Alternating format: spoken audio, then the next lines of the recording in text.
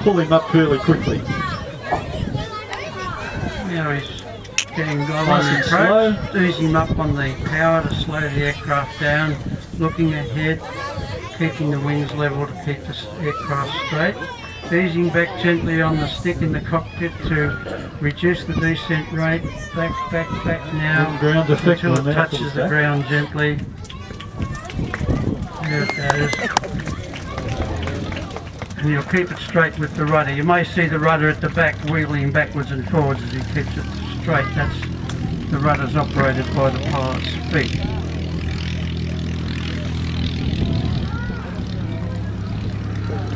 Now you can see how he's coming straight towards us. He couldn't see us. He's too low in the cockpit with that engine sticking up. That's one of the main problems with tailwheel aircraft.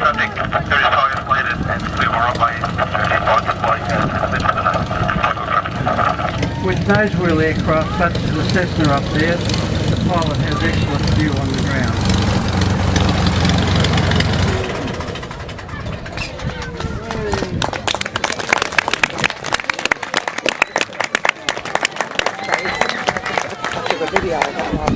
Oh, did you really play him? Yeah, that was a good idea.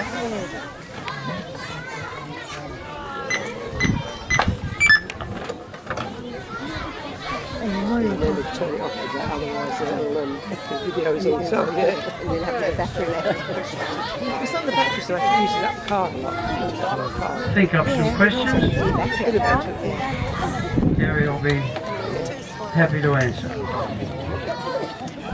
Ask him why he doesn't fall out of the cockpit when he's upside down. What happens when it's raining?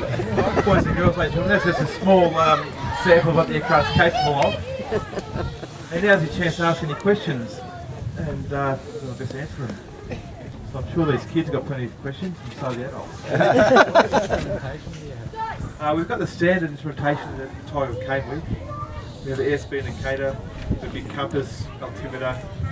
The only thing we don't have, which is standard for most aircraft these days, is the vertical speed indicator. We don't have one of those.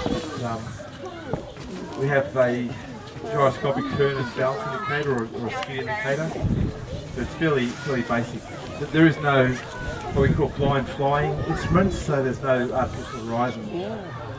So we can't fly in cloud. Yep. Take off speed.